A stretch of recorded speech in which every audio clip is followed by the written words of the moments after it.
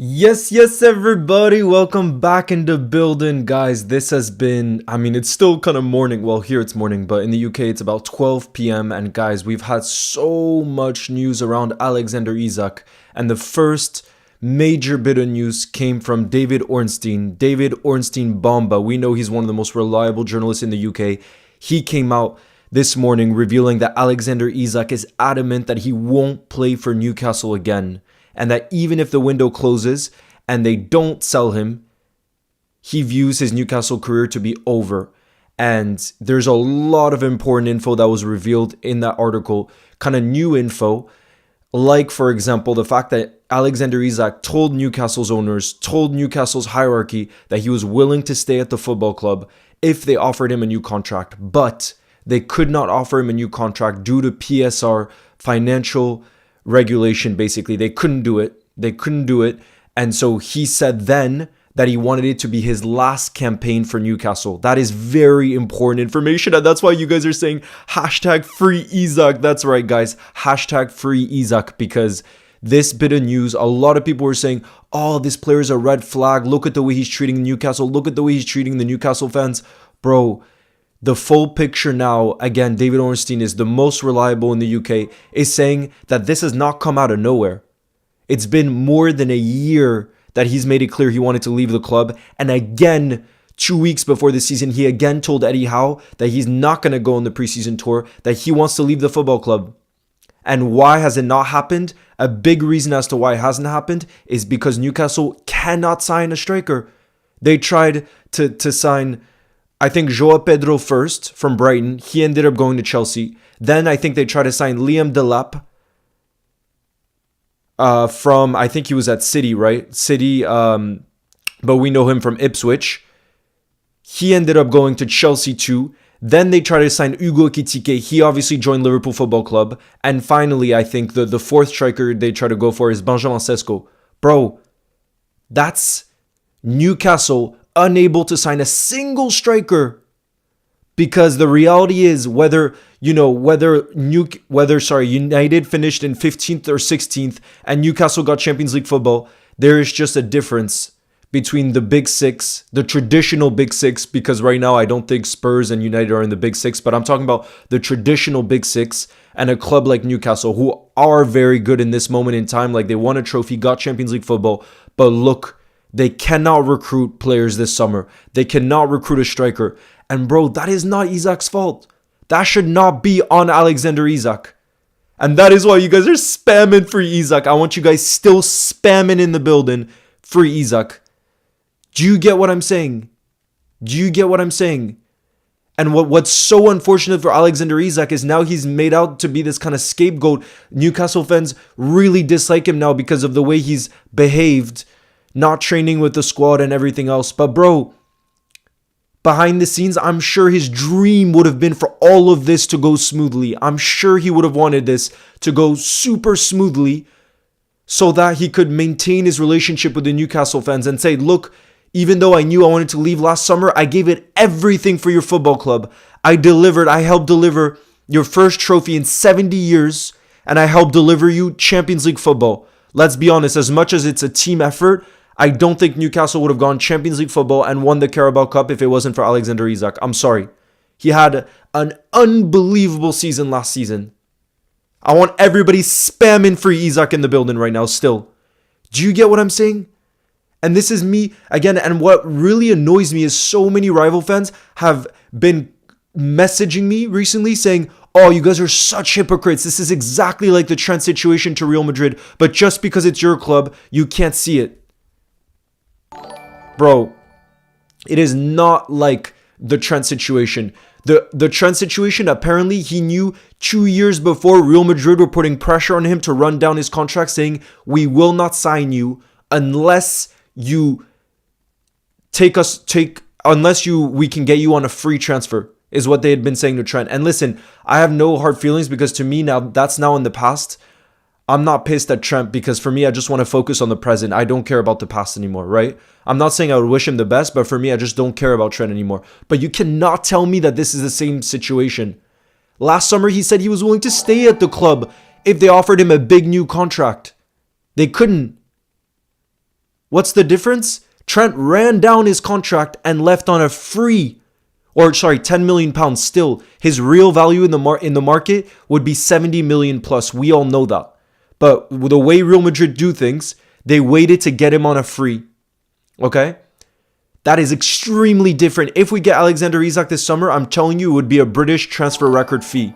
So it would bring major money for Newcastle that they could reinvest in the whole squad. Again, it's not our fault that they can't get players to want to come to the club. That's not on us, and that's not on Alexander Isak. So whoever is making Isak seem to be some kind of scapegoat, I'm sorry. That is just wrong in my opinion. It's just wrong because now we have the info from David Ornstein. And that's why this article from David Ornstein this morning is extremely important. Extremely important because it gives us key info that now allows us to have a real open conversation about this. You know? That's what I'm saying. Yeah, Joseph, I started watching Liverpool documentary. It's so emotional because I know I got so emotional seeing the Jota bits too, even though I didn't get to see the whole thing just yet. Abby, thank you very much for the super chat, who says big free Isak sign incoming at Anfield on Friday. A big free Isak sign is incoming at Anfield on Friday. I love that, bro. Yeah, honestly, bro. Everybody's spamming in the building. Osman, thank you very much for the super chat as well, who says they're keeping him hostage. Isak will be ours. I agree, bro. I agree. Soccer Stars, thank you as well for the super chat. Liverpool is the new city. So Isak has been honest and professional about it. Newcastle should sign a low-key striker, good potential, but not on the radar. I mean, I think Nicholas Jackson, I know he's had bad misses in his career, but if you look at Nicholas Jackson and his numbers and his age, he's just 24. I actually think he's become underrated because of how much people have made fun of Nicholas Jackson. I don't think it would be as bad of a signing as people are making it out to be. We got James, who says, as a Newcastle fan, do you think he'll leave, and if so, when?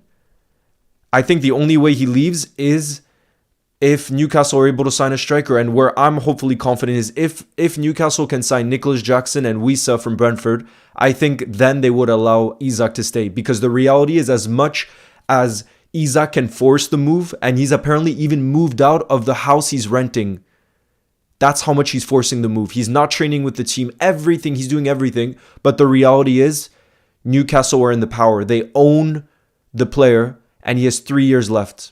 That's just the reality. And therefore, if they completely force him to stay, he could have a year where he doesn't play football. That's the reality. But I believe that would be a massive mistake from Newcastle for two reasons. One, because I think it would unsettle the whole Newcastle squad. If I'm a Bruno who could play for the biggest teams in the world, or for example, Tonali, and he gets his dream move, and he's delivered for the club and told them a year prior he wanted to leave, and then they force him to stay. If I'm a Sandro Tonali or Bruno Guimaraes, I'm saying I want out of the football club.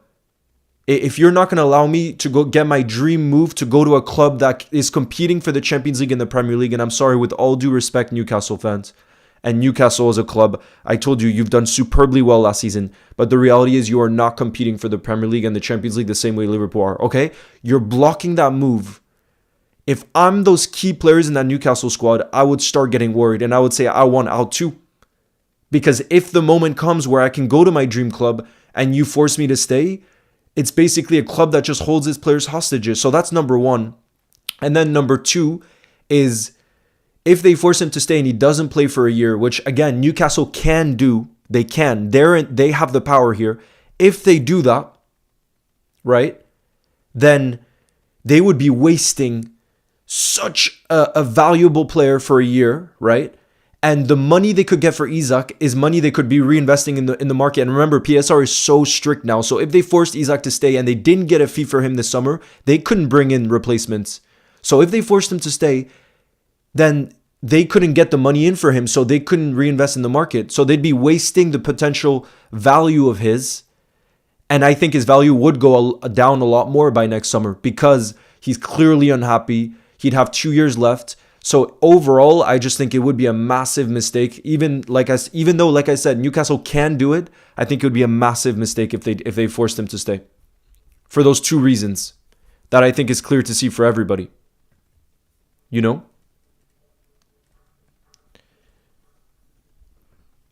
You say all of this, bro, you say all of this is Isak's agent, but he's not in training. He didn't go to the preseason tour. All of those things, Isak isn't physically there. That's not just the agent, bro.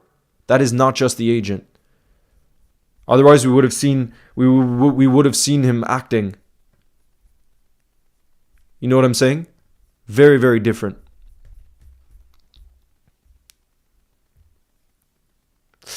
First Goal says, but 80 million for Nicholas Jackson is a lot. It's true he's underrated. Also, he's a team player. He was great for Villarreal and he's Senegalese. Newcastle has a good history with Senegalese players. Bro, I genuinely think he's become underrated. Like I said, because of how much people have made fun of him for certain misses, he's 24 and he has scored. I mean, let me look at his record. But if you look at his actual numbers, I genuinely think he's become an underrated player. He's, like I said, he just turned 24 in June. And his record for Chelsea isn't that bad at all when you compare it to different strikers.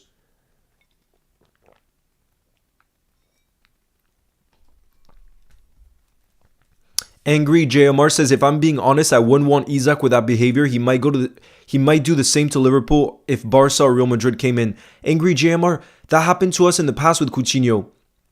If he ends up forcing a move one day to Real Madrid because it's his dream, we would allow him to leave if it's for a record fee, which is what happened with Felipe Coutinho. And guess what? We'll make profit on that, because if he's that good that Real Madrid are willing to pay a crazy fee for him, then we would have made money on him and we can reinvest that in the market and get him in some of his best years. Because let's say he's 26 today. Let's say he stays for 2 to 3 years like he did at Newcastle, right? And then he says, I want to go to Real Madrid. We'd sell him for profit or around the same price, and then we could reinvest that in the market. We did that with Coutinho. For obviously, the profit was a lot bigger because we brought Coutinho in for near nothing from Inter Milan. But you get what I'm saying? When Coutinho forced his move to Barca, we eventually allowed him to leave. For me, that wouldn't be the end of the world, because we would get him in his best years and still make tons of money. And we could reinvest that in the squad again. So I disagree with that. If it ends up being the case, Liverpool should let him go if his dream is to go to Real Madrid in 3 years' time. Like I said, we would get 3 years of world-class Isak and then get major money in. I'm not against that, genuinely. I'm not.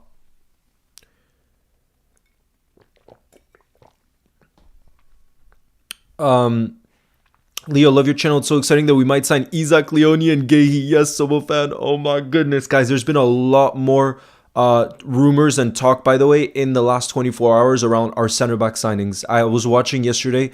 Fabrizio Romano was on DAZN. He said Liverpool is pushing hard for 2 names now. 2 specific names. Marc Guehi, we've known since the beginning of the window, but it seems like Palace are holding out for a major fee, so we might just wait for him to be available on a free next summer. But the other name that's being mentioned more and more, and Fabrizio Romano says he thinks it's more likely now that Liverpool get Giovanni Leone than we get Marc Guehi. He is just 18 years old, but he's one of the best talents in all of Italy. Juve want him, AC Milan want him, Inter Milan want him, and they're asking for around 40 million euros. So that's less than Guehi, and obviously he has incredible potential. So that's around 34 million pounds if we were to get Giovanni Leone. Connor Mullen says we need a left winger or center back more than Isak. Bro, if we signed Isak, Ekitike will probably play on the left wing. So we would have players on the left wing. Don't you worry about that. We seriously would. Yeah, Newcastle have no pull this summer, bro. When they've had to compete with the traditional big 6. That's just the reality. And I think that's why a lot of Newcastle fans are hurt as well, which I can understand, you know. I definitely can understand that.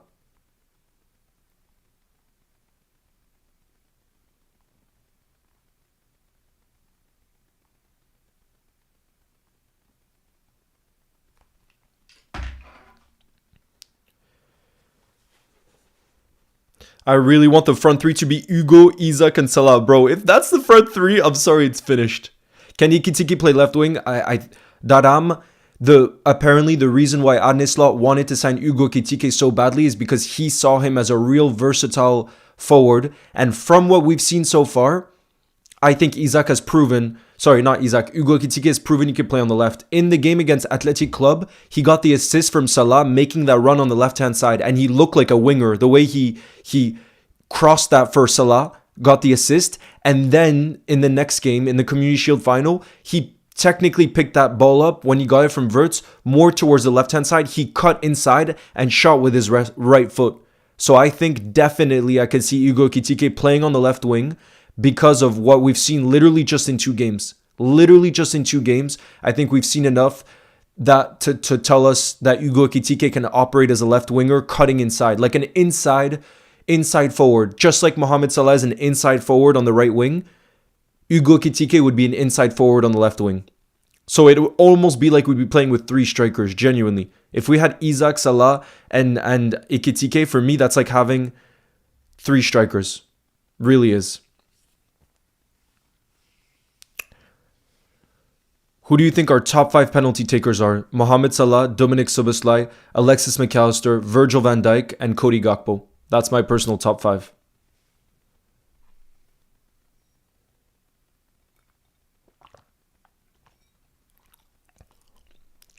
He's like, bro, Stephanie, I don't want to put that kind of pressure on him, but in that Community Shield final, he reminded me a little bit of Bobby Firmino just because of his magic on the ball and the flair and how natural he looked, you know? And how he seemed to get the best out of all the players around him. When he came off, we had a real drop-off in the attack.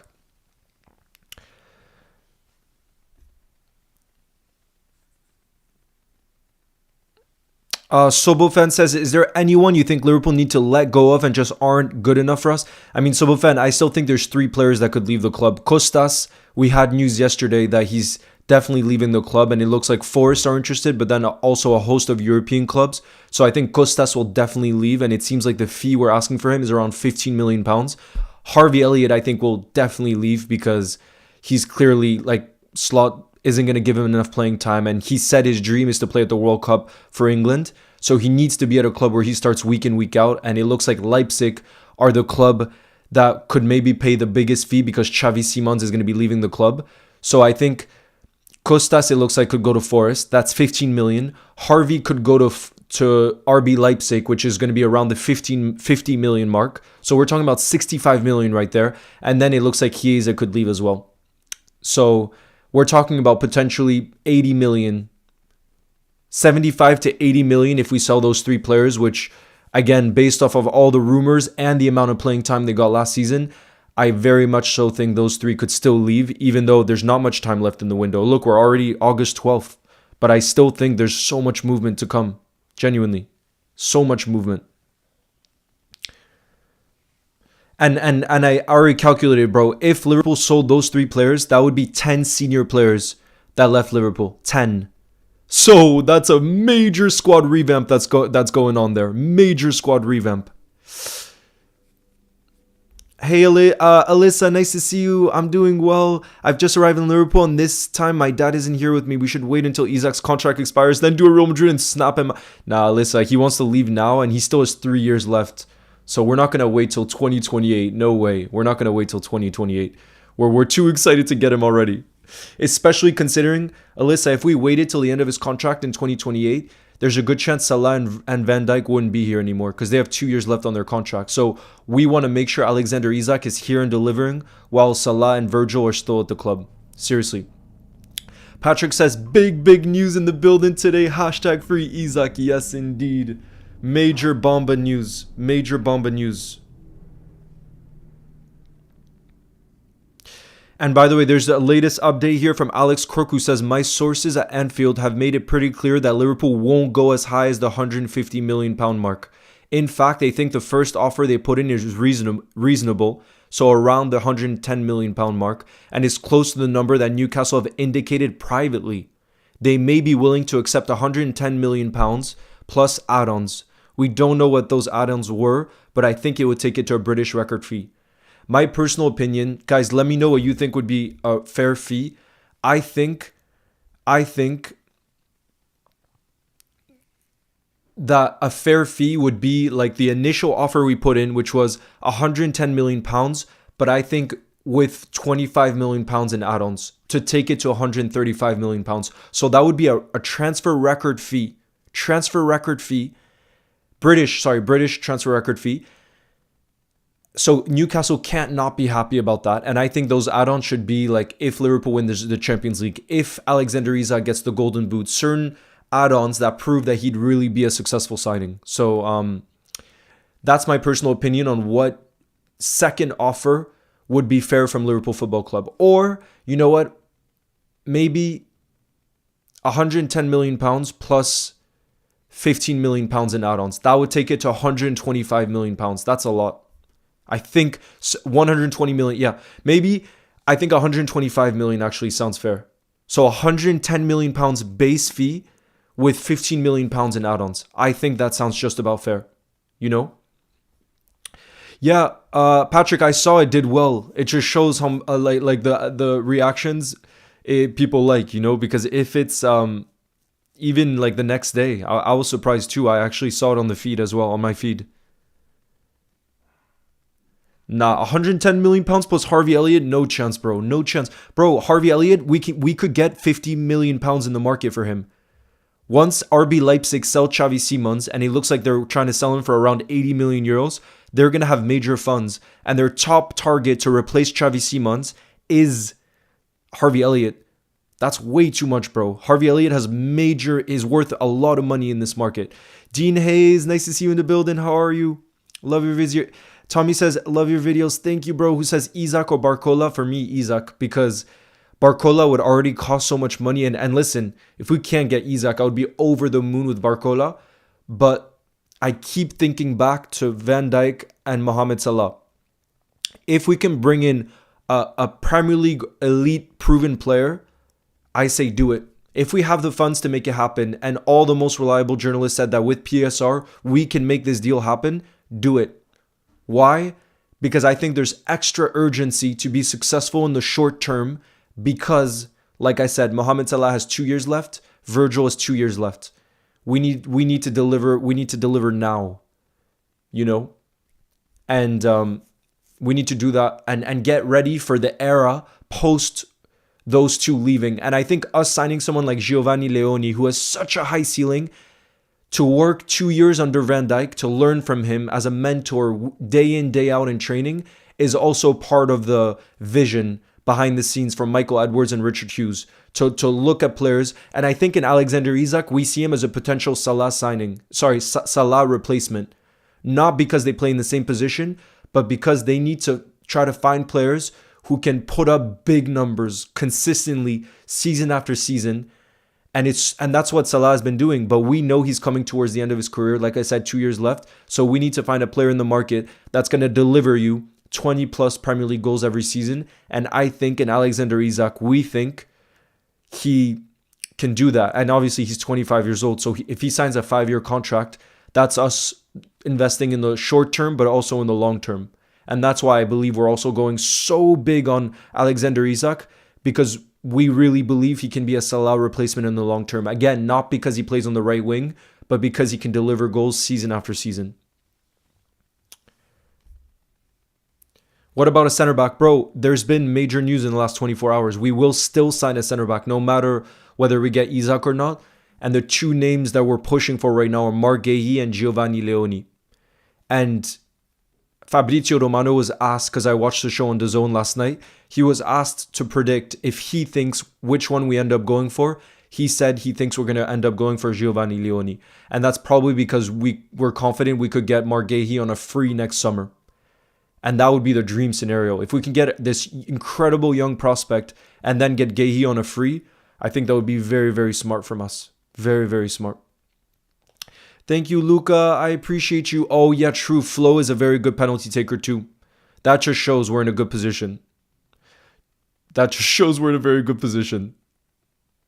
Yo, Leo, you know LFC for life? That's me. I just changed my profile picture. Love it, Tommy. Yes, I remember you, LFC for life. I hope Konate doesn't leave either, bro. I hope so, too. I saw that he moved out of his home in Newcastle. I saw that.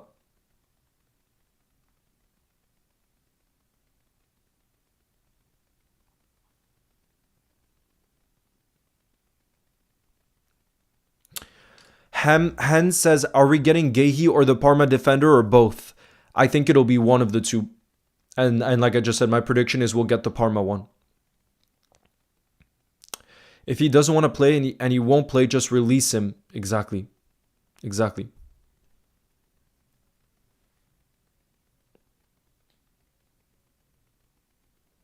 Lads, drink water. I'm gonna hydrate to us getting Isak and Liverpool putting in that second bid. I even think a second bid of 110 million pounds, like I said, plus 15 million pounds in add-ons, that would take it to 125 million pounds. That would be a British transfer record fee, and I think that would be fair given the circumstances. So I'm gonna hydrate to Liverpool making that offer because I think it's more than fair, and Newcastle should accept that.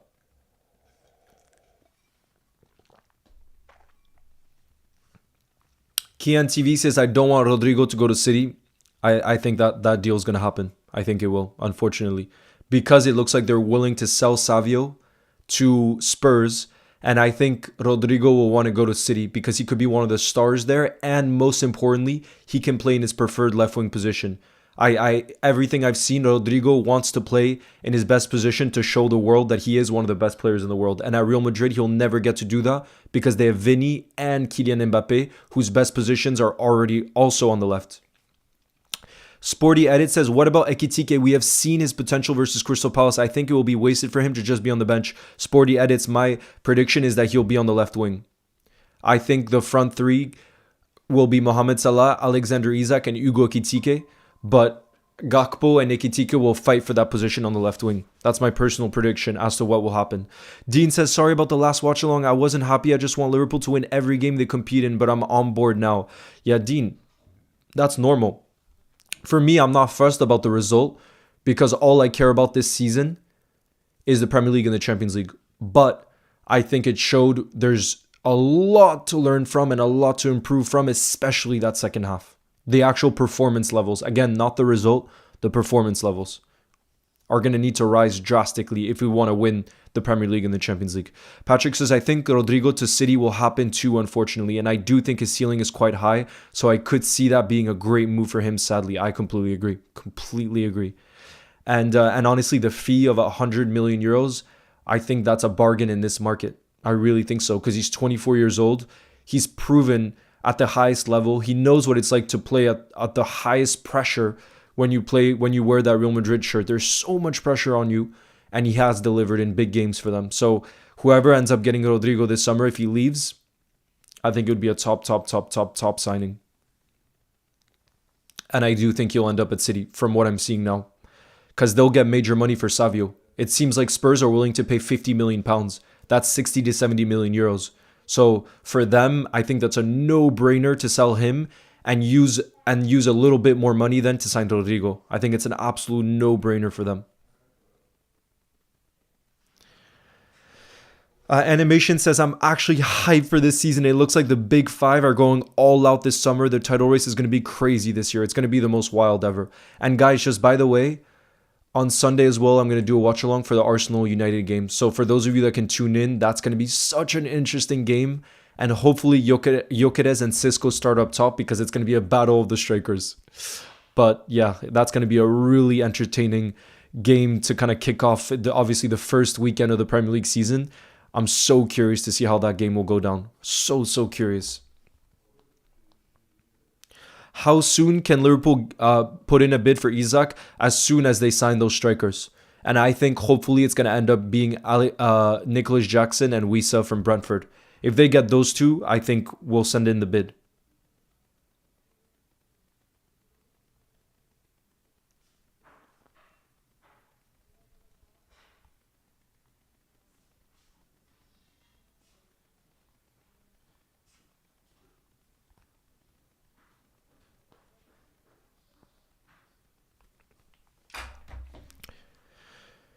Yo, Daily LFC, what's going on? Bravian LFC says Gravenberg backup is needed. I mean, that's a tough situation because we have Endo who also plays in the 6. So the problem is if you're saying Gravenberg backup is needed, then we got to sell Endo this summer because there's no way we'd have 3 defensive mids. There's just no way. So Bravian LFC, I think those people that are saying a Gravenberg backup is needed, I think for that you have to say then are you willing to sell Ando? Because we're not going to have 3 defensive mids. That just makes no sense. Isak should deal with what he has. What do you think of Jack Grealish to Everton? I think it's a great move, actually, Tommy. I think it's a win-win situation for all clubs, because for Everton, if they get the best of Jack Grealish again, like he was at Villa, we know he can be a top player. I think from City's point of view, it can bring his value back up if he has a successful loan move. And I think from Jack Grealish's point of view, he's going to be super motivated because the World Cup is obviously next summer. Thank you, Jack, for the support. He knows the World Cup is next summer. So he's going to be trying to do everything he can to get back to his best to be in the England squad. So I think it's a win-win-win situation for City because it brings his value back up. For Everton, because they're bringing in what could potentially be a big player without taking too much risk because it's just a loan move with option to buy. And then for Grealish, it's a chance for himself to prove again and to be a starter in the team, which he no longer was at City, you know?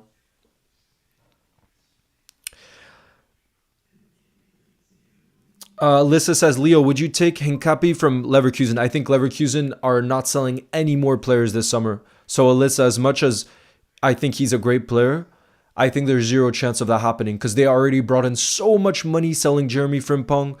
Their goalkeeper, obviously Florian Wirtz especially, they brought in so much money this summer that they don't need any more money. And the last thing they want is selling another key player. So I definitely don't think that'll happen. Definitely not. Doku is a wasted talent if they sign Rodrigo. I agree, but KNL TV, I've heard many City fans say they think Doku is a good player, but he just doesn't have it in the final third. He's not decisive enough in the final third, and that's why if they want to win the Premier League and the Champions League, which is what City fans want, obviously, and Pep wants and everything else, they probably think that they can upgrade on Doku. You know?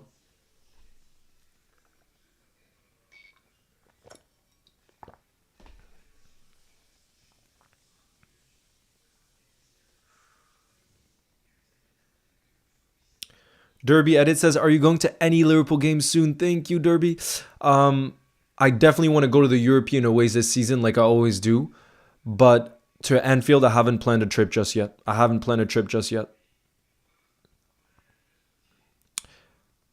Newcastle should try to get Gerassi or Openda. Yeah, there are lots of options, to be fair. But I think they might end up going for Nicholas Jackson because he's Premier League proven, so they know he can deliver right away.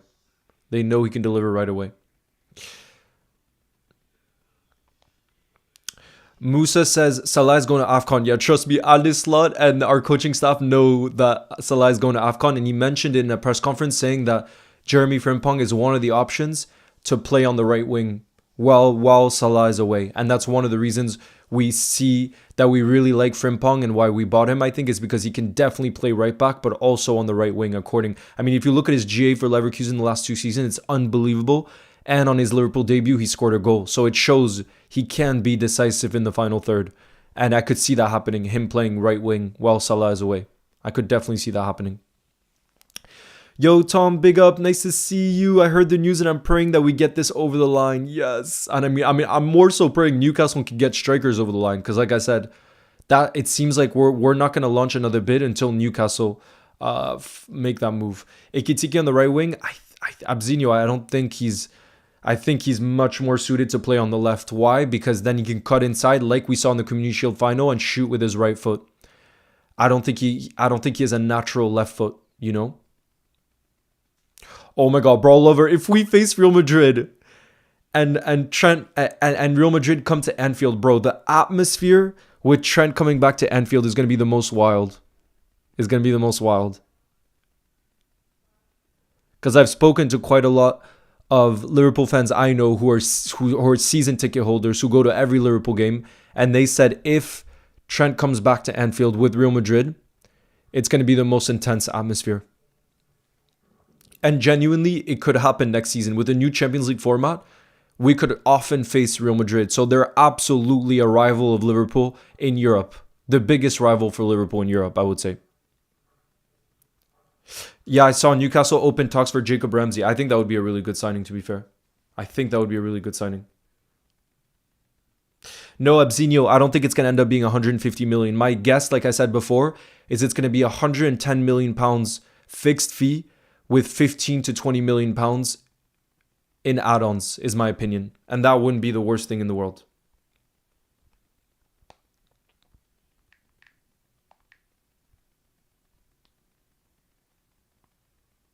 Oh, breaking news. Fabrizio says Liverpool will bid for Isak again as always planned. Guys, that's confirming we're launching another bid. That's confirming we're launching another bid. That's big, you guys.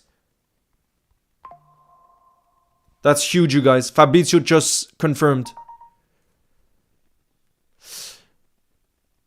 I agree, Brawl Lover. It would be incredible if that game is at Anfield. My goodness, the atmosphere would just be the best. I think the most insane, especially obviously if we beat Real Madrid. My goodness, the atmosphere.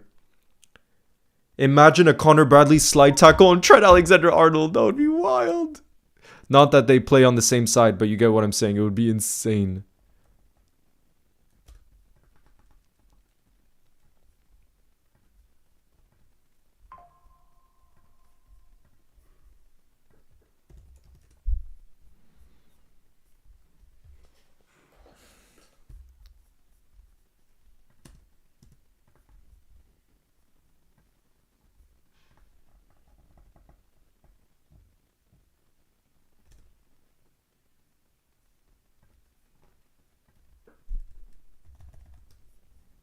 Any news on Harvey to Leipzig? I mean, it's the same as before. It really is the same as before. That first, it looks like Xavi Simons is definitely going to leave Leipzig.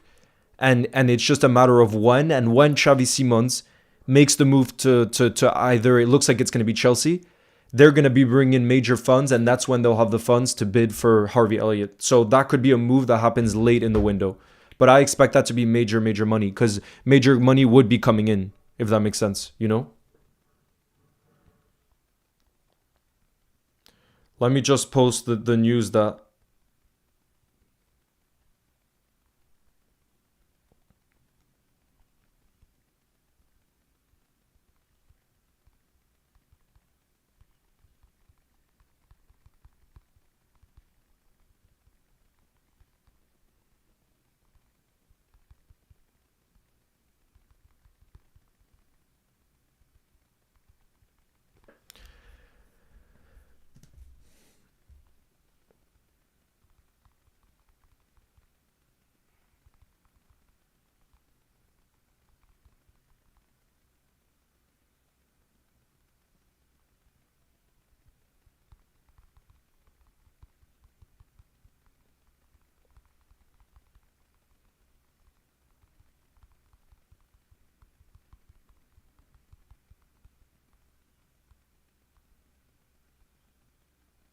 I'm just doing a post of the fact that we will bid again for him.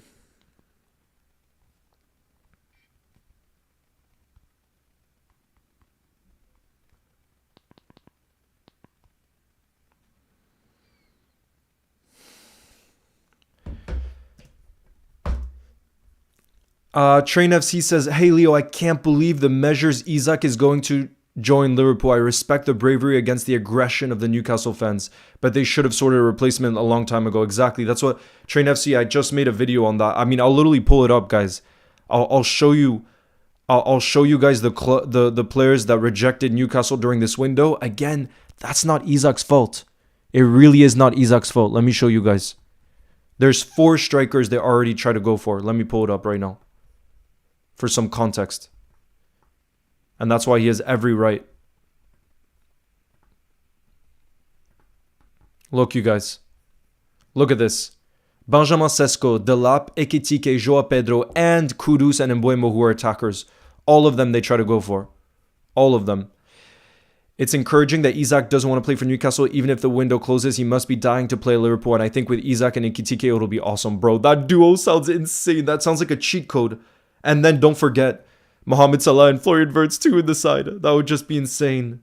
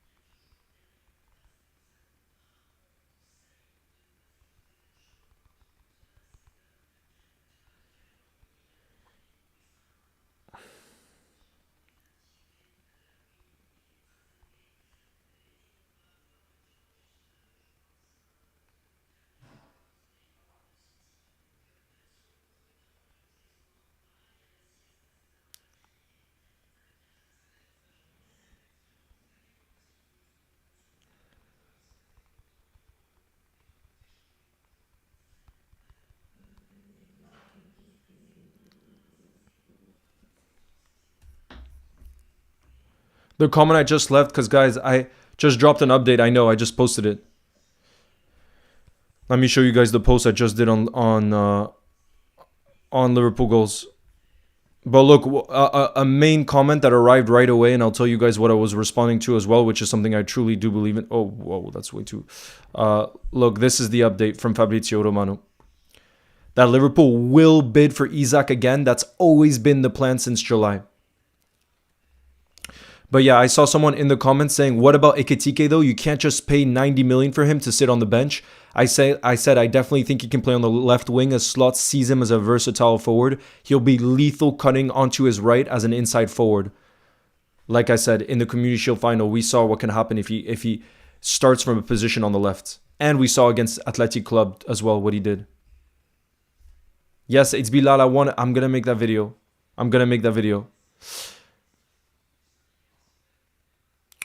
Ataluri, the reason why Newcastle have been letting him go is they've tried the whole summer to go for top strikers. Like Joao Pedro would have been a great signing. Look at how he's done at Chelsea so far. Sesko would have been a good signing. A lot of players they tried for, but they just can't, you know? And that's why I think Newcastle are just in a position right now where they just can't open the door basically for his exit, because they literally can't bring a player in.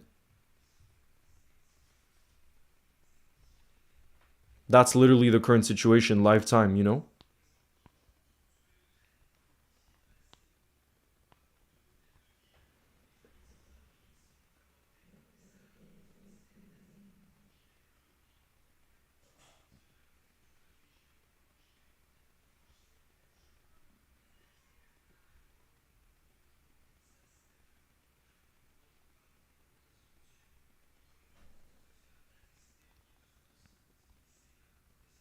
Bro, you're saying you don't want any more attackers or midfielders. Trust me, we're going to be bringing in a center back. I promise you, we're going to be bringing in. We're going to be bringing in a center back. Whether that's Gehi or Leone, it'll be one of the two. Jesus, that's crazy. Yeah, guys, the latest, the last post from Alexander Isak has 73,000 comments. That's crazy. Bro, that's wild.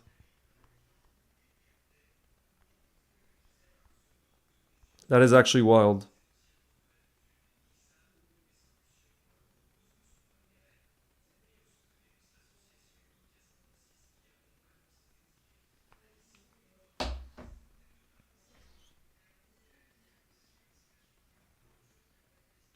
Are you doing a Spurs versus PSG watch along? Yes, guys. For those of you that are able to tune in tomorrow night, we're going to do a Spurs versus PSG watch along. That's going to be so interesting. I'm also specifically want to look out for how Thomas Frank's new look Spurs are going to be this season. And I think that's a team that could do very well, actually.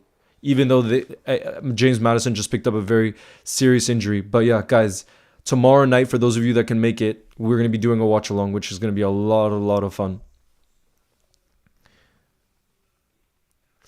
Alyssa says, Leo, one of my friends that's a Liverpool fan said that they should just scrap the Isak deal and buy Kim from Bayern and Bastoni. What do you think about this take? I don't agree with it, Alyssa. First of all, Bastoni is starting for the best team in Italy right now. Why would he go to Liverpool when we have Ibu Konate? That means Ibu Konate would leave. You don't sign Bastoni, who would cost 80 million minimum probably, to then just sit Ibu Konate on the bench. Or I guess you sell him. I don't know. But basically, Alyssa, what's difficult about our center back signing this summer is center back is a position you don't rotate a lot in. So whoever we bring in is going to have to be third choice, right? Unless we sign Ibu Konate this summer, but I don't see that happening, right? So that's a very difficult situation. You get what I'm saying? And that's why I think this Giovanni Leone kid, people who watch the Serie A told me he played the second half of the season with Parma, was outstanding. One of the best young talents. And he just looks like the complete center back. And if they believe he can make that step up, then let's freaking do it. Because again, as a third choice, it doesn't mean he would start week in, week out. He would be as a cover in case anything happens and start in the domestic cups. But what people don't quite understand when talking about signings is you have to understand there's got to be a way for them to fit into the team. And I think one of the reasons why Marc Guéhi is maybe stalling a bit is because he wants to be starting week in, week out because the World Cup, again, the World Cup, the fact this is a World Cup year is very crucial for the motivation of a lot of these players. And if Marc Guéhi was to join, I think he'd want to be guaranteed a lot of minutes, because if he stays in this Crystal Palace team this season, he would be in that England squad next summer. Why? Because he's been outstanding for Crystal Palace and he's been starting for England while playing for Crystal Palace. So that's why I think that situation is also a little bit difficult. The actual convincing the player to come right now.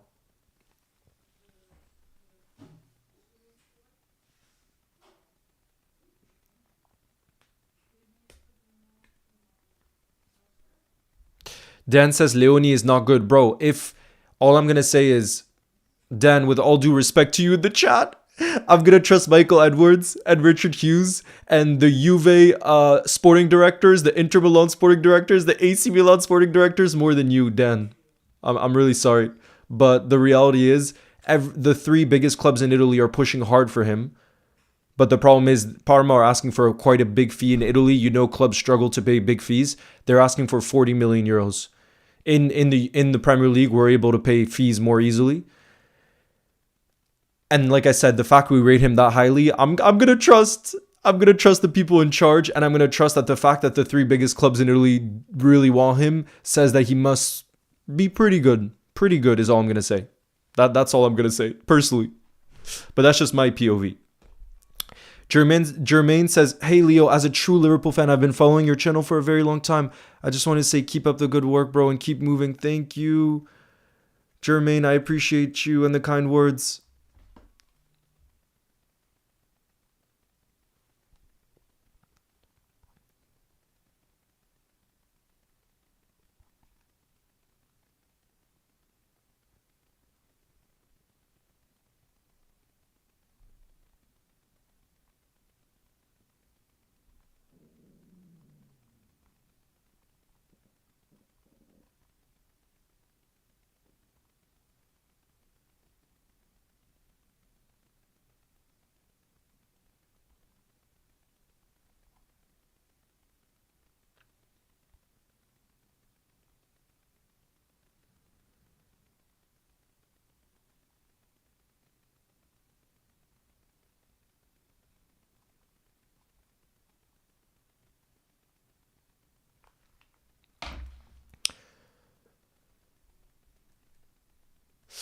Cobb Mastery says, Leo, is there any way we get Isak or Guéhi before the Bournemouth game on Friday? Nah, definitely not.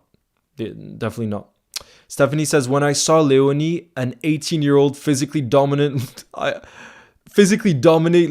I know he's the one. Yeah. And like I said, the fact that all these big clubs want him that much just says it all.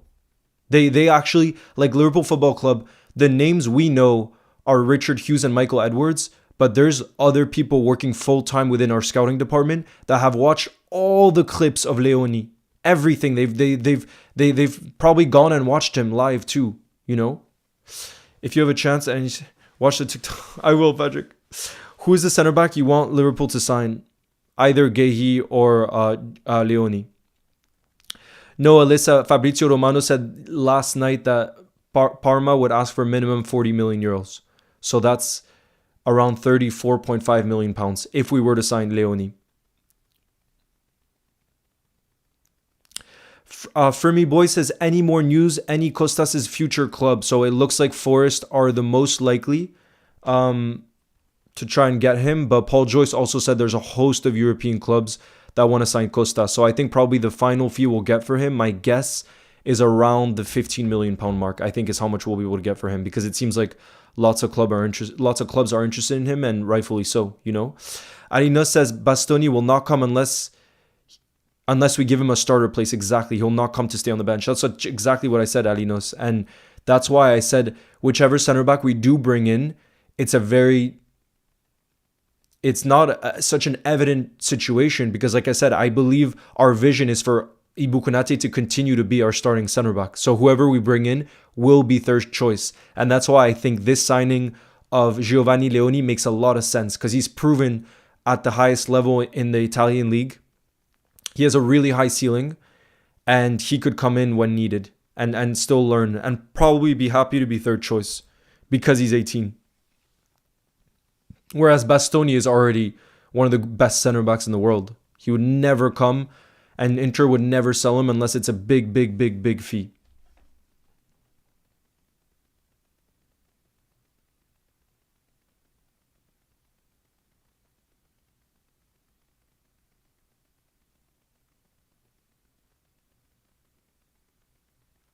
By the way, Fabrizio Romano said this about Giovanni Leoni, guys, the Parma center back I was talking about. He said, quote, when Liverpool come into the picture, everything changes. At the moment, Liverpool aren't yet at an advanced stage with the deal, but I can guarantee you they are thinking about it very seriously and very concretely. They've studied the player in every single detail, and all the reports have been extremely positive. This is what I'm talking about. That's why I think Liverpool Leoni is more than just an idea. It's something we must definitely keep an eye on during these final 20 days of the transfer window.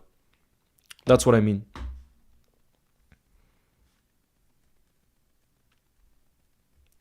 Hey Leo, what happened with Gomez? When is he expected to return? We don't know exactly. They said it was a minor injury, but as we know, Gomez unfortunately is quite fragile. So I don't know. Animation says, why didn't we go for Hato? Couldn't he have been our backup right side? I think it's the exact same problem. Animations. Hato, Chelsea, I think guaranteed him a starting position because they really wanted a central defender this summer. So Animations, think about it from Hato's point of view, Chelsea come to you and say you'll be a guaranteed starter, or Liverpool come to you and you'll be a third choice. I'd rather be a starter. Because Chelsea is still a big club. They just won the Club World Cup. They're still a big club. And this goes back to exactly the same thing I was saying, Animations. We have to consider the squad role we can offer the players. And we have to be realistic with that. And Hato, I'm telling you, I think was guaranteed a starting position in the Chelsea team. Genuinely. Noah Colwill got an ACL injury. So he's out for basically the whole season. So that's why Hato will be very likely starting. And he'll back himself to start.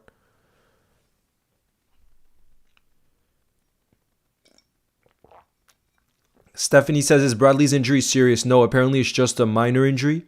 But I don't know if he's back in full training or not. I don't know.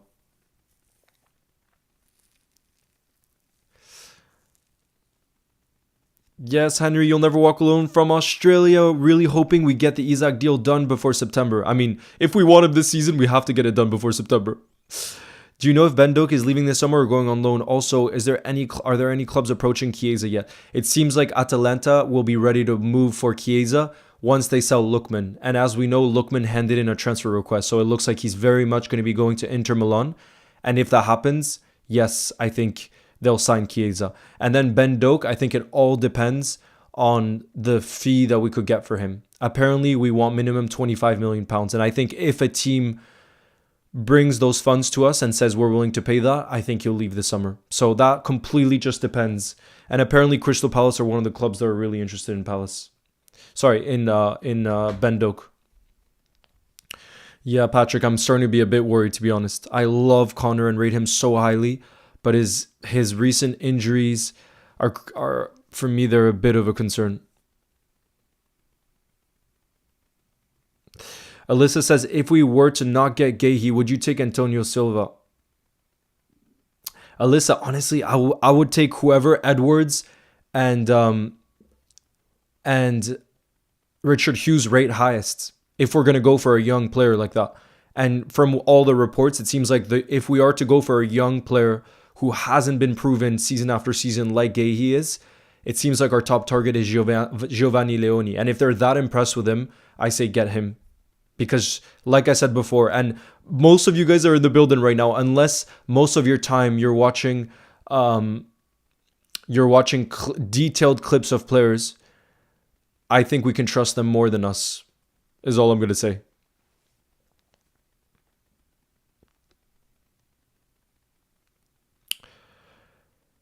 Dan V says, Leo, do you believe in the Community Shield curse? No, I don't. I don't believe in any curse, but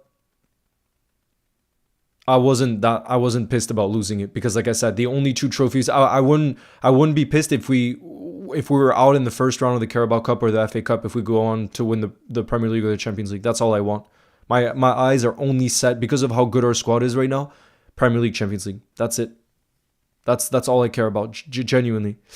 Jackie, I appreciate you. Ugandan Scouser in the building. Nice to see you. Why doesn't Slot play Chiesa? I don't know, bro. I don't know. Gio and Rio. Leo, do you think Man City are back? Too early to say. But I will say, Rodri, although it seems like he's going to miss the beginning of the season, actually. He'll be back in mid-September. He picked up a little knock. But I think if they can keep Rodri fit the whole season, that's the biggest boost any team can basically have. I've never seen a player be more important to a team than Rodri is to City. When you look at City's record with and without him, it's night and day. It's crazy. And that's why, for me, he was deserving of the Ballon d'Or.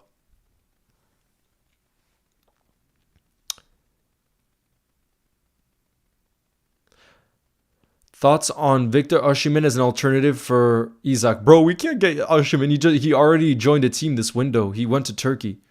There's no way we would get him now. He's out of the window. Out of the question.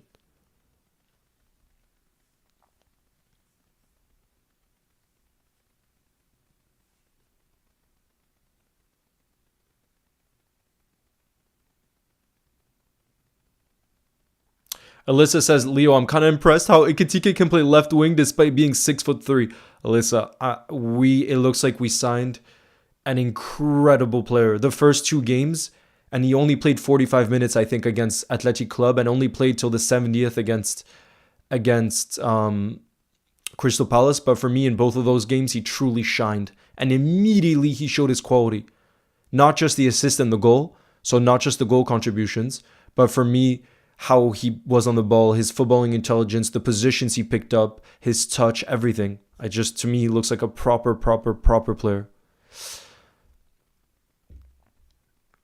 Stephanie says, Doak has 1 year left on his contract. I doubt we'll get anything more than 20 million. I mean, if he doesn't leave this summer, Stephanie, I definitely think we'll offer him a new contract because we know he has a lot of value in the market.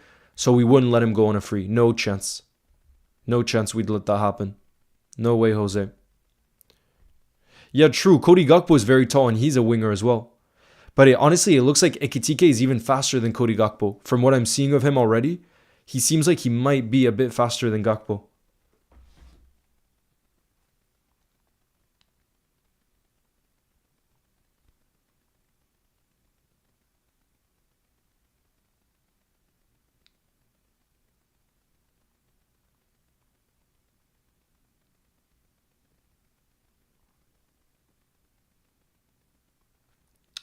What's crazy though is when you think back to last month, we truly gave Newcastle a chance, I think, to sign Ekitike. At some point. Or did we? I don't know. I don't know, Patrick. I'm still undecided for that.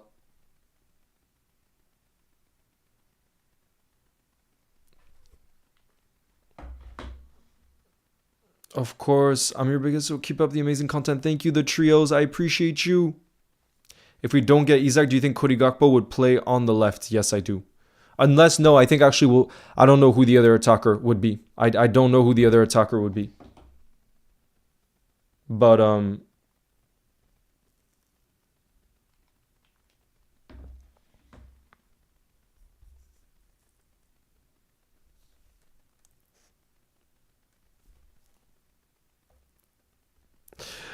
Alina says, bro, Leo, with that glass you drink half of Iceland water at once. Bro, the water in Iceland is crazy. You know, in Iceland, you can't buy bottled water. It's only tourists that buy bottled water because they don't know the top water here is basically the best in the world.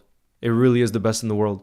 And so I drink so many liters a day. It's like, because while I'm here and I don't live here. So when I do visit here, I just take advantage and I drink so much water. But genuinely, like, bottled water doesn't exist. Like, nobody buys bottled water here. It's not a thing because of how unbelievable the water is.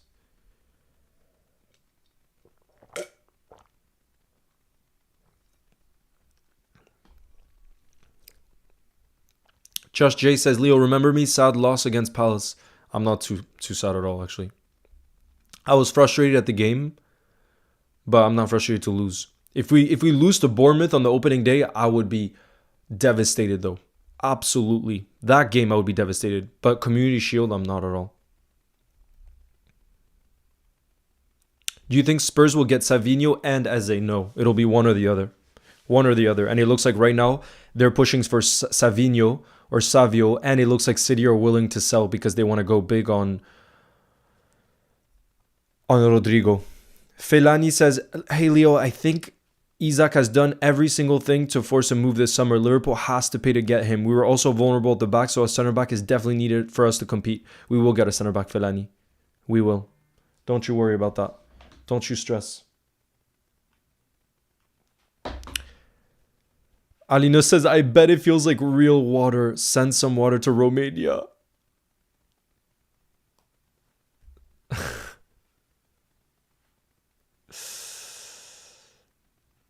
Will Spurs get Harvey? No, I think he'll end up at RB Leipzig. It seems like that's the most likely destination right now. Thoughts on the Georgian striker? I haven't seen enough of him. But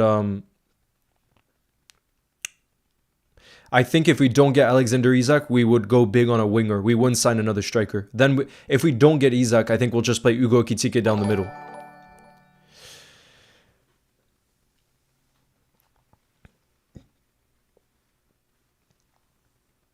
Name a player for an edit. Ugo Ekitike, bro. I'm too hyped about him being a Liverpool player, and I love him already.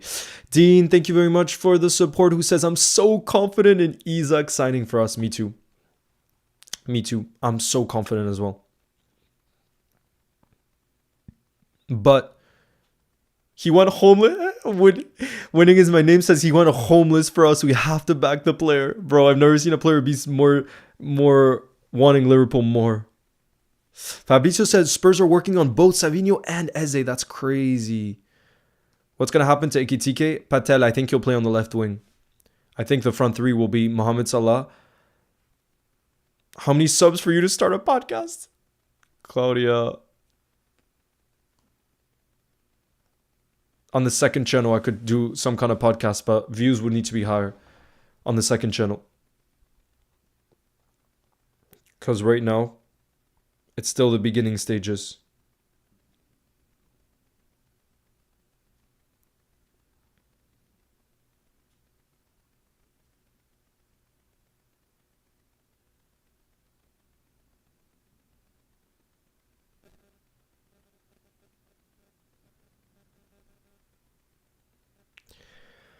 By the way, guys, you said you wanted to win. You've built...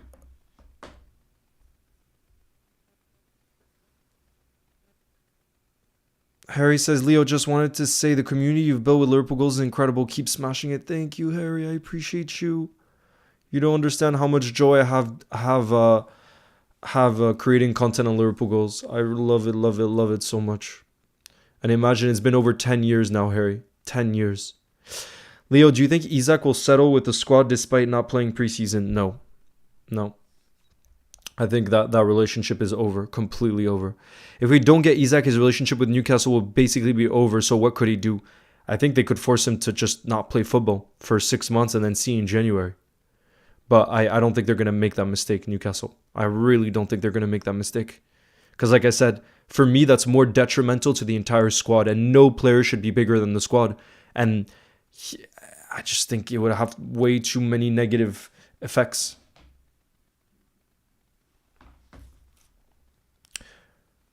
What about a winger? Yeah, so it seems like if we don't get Isak, the player we would push for would be Bradley Barcola. Because Liverpool, according to Fabrizio Romano, Liverpool view Bradley Barcola as a world-class player already. And he's just 22 years old. They view him as a world-class player, according to Fabrizio.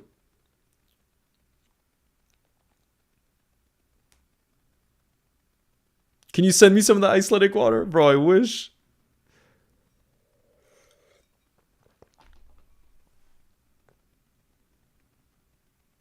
Keep up the trios. Thank you. Harry says consistency is key, brother. Couldn't have asked for a better admin. Thank you. Pranav says, Leo, I hope Baleba to United doesn't happen. He seems class. Would love him at Liverpool next season. I hope it doesn't happen either. But again, Baleba, are we going to spend 100 million plus on a player that would play in the same position as Gravenberch? That just would never happen, Pranav. It would never happen. And I don't see us playing with Gravenberch and Baleba as a 2 holding mids, with all the midfield options we already have as well. Exactly. Patrick, we definitely don't get Isak and Barcola. It's one of the two. I think Barcola is our plan B if we don't get Isak. Yeah, you know that I'm half French, half Icelandic, bro. I'm not English at all. The water is incredible. Jim says, as we saw from every game, we need more defense as we have a very attacking team. I agree, but I think you can't underestimate in that Community Shield final, we miss Gravenberch. We desperately miss Gravenberch, I think, in that game. And he'll be back. For this season, he'll be there. What do you think about Lautaro?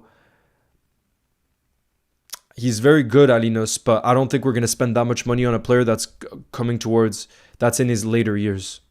I don't think, I would prefer Barcola, to be honest. Damn, not me. I'm going to explore Liverpool now. See you in your Super Cup stream. Yes, Alyssa. Guys, for those of you, by the way, tomorrow night I'll be live as well. I'm so excited for that Super Cup final.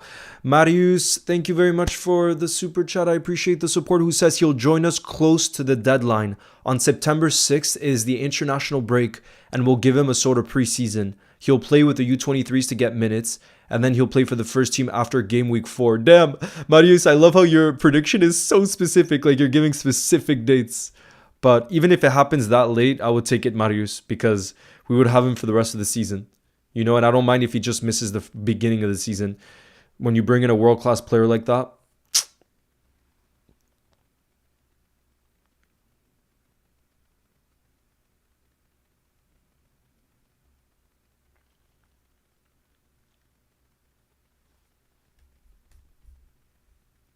he is aggressive and I like Lautaro as well. Very, very good striker. I agree.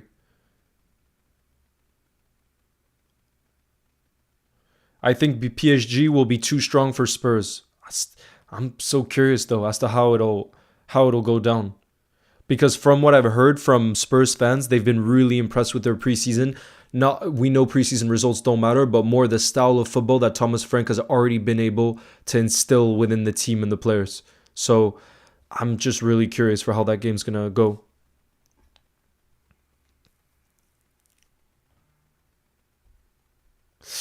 Liam says, I was at the Anfield game against Bilbao and at Wembley against Palace, and the pockets Ekitike was picking up on the left was insane. He looks so comfortable on the wing. Completely, Liam. I completely agree, and that's why I definitely think he can play left wing if we bring in Alexander Isak. I think that's the plan, at least.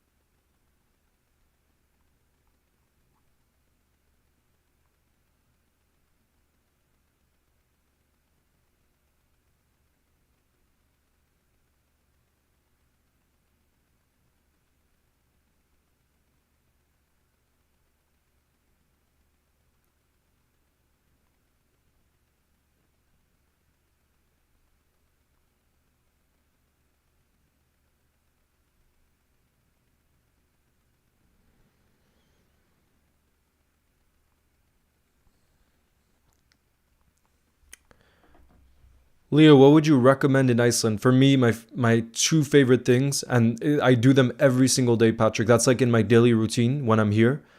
The pools here are unbelievable. The public pools. In every neighborhood, you have a public pool, and they're outdoors.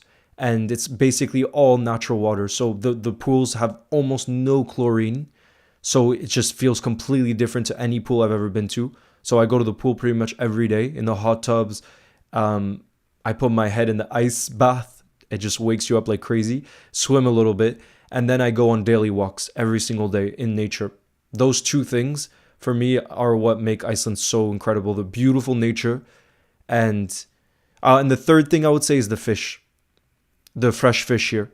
It's incredible. So I would say my three favorite things I would recommend that for me are special to Iceland that I haven't found the same anywhere else.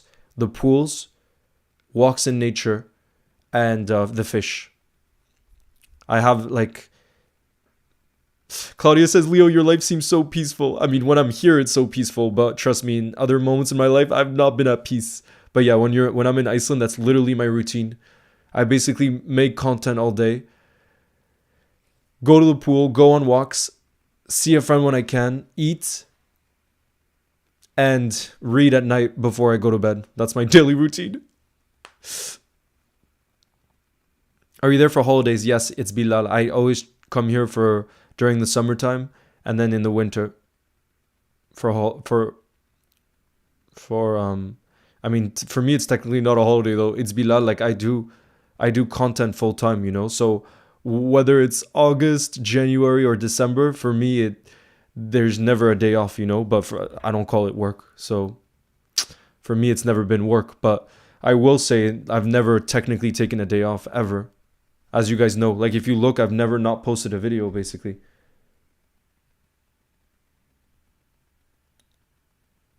But I will never, ever, ever, ever complain. Because I've had other jobs, like service industry jobs, and that is a million times harder than creating content. Were you born there? No, but I lived 5 years there, and my mom is Icelandic, so that's why I'm half Icelandic. We need to go fishing there. Fishing here is very... And the beautiful thing too, Alinos, is the fish are really well protected here. So there's no overfishing. And so fishing here, like the biodiversity is still protected. So it really is a great place to fish. You need to, you know, have the right to do it and everything. Who is the biggest YouTuber you collab with? Claudia, definitely John Nellis. John Nellis just hit 10 million subscribers. 10 million subscribers the other day, and I was in one of his videos, the Mbappe video, and he was in my video. He was in one of the videos I made around playing at Anfield. So I would definitely say John Nellis. Oh, you live in Iceland? Big up, Harður. Then you know how amazing Iceland is. Anyways, guys, that is gonna be the end of this stream. It's going to be the end of this stream. I know, bro. When I met Mbappe, I was going crazy. But yeah, guys, that is going to be the end of this stream. Tomorrow night, like I said, there's 3 lives already this week. I'm telling you, we'll 100% have, for those of you that can make the watch alongs. Tomorrow night, we'll be live for the Super Cup final, Spurs against PSG. On Friday night, we'll be live for... obviously, Liverpool, Bournemouth, that's the biggest one, Premier League. Sunday for United against Arsenal. And who knows, I think there could be another breaking live stream like this one. I really think. No, Dilior, you were here and you didn't say anything? Dilior, I didn't think you were in the building. See you next time. Alinas, much love. Much love to all of you guys. I will see you in the next one. Definitely tomorrow night, but who knows, with the way things are moving this week, we could have more breaking news. Hopefully, we launch a bid and things advance as soon as possible, because our season is upon us right now on Friday. I cannot wait. But anyways, guys, have a beautiful, beautiful rest of your day, and I will see you guys very soon. You'll never walk alone, guys. Sending my very, very best.